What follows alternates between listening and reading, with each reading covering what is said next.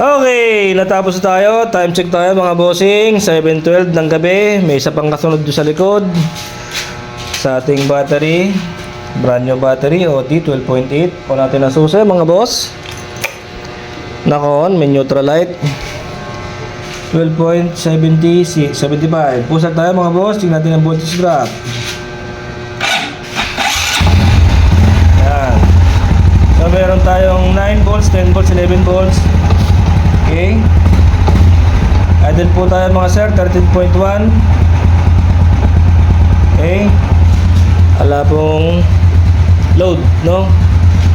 Revolution po natin, check natin yung overcharge.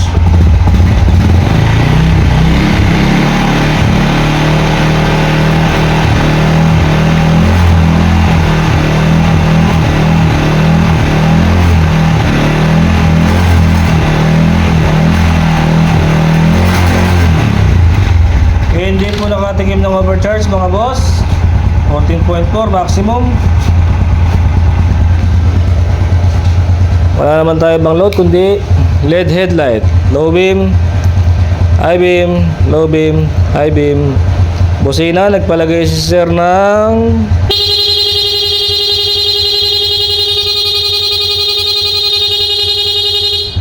okay na. So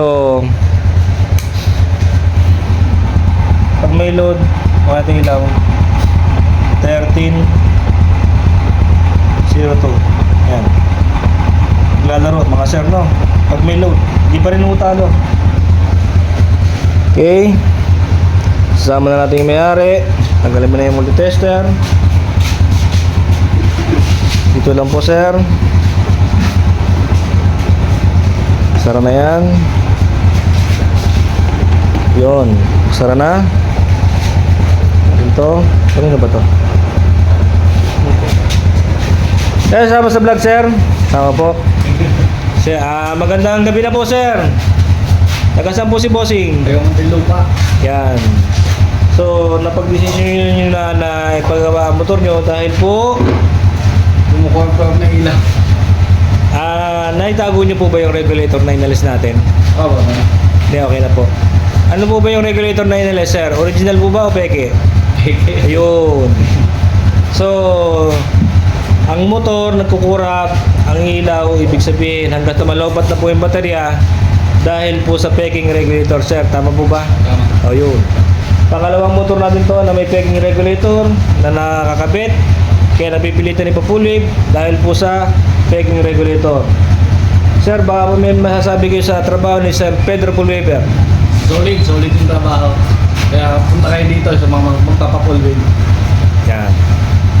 Okay, sir. Baka po may na-shoutout. Sana po.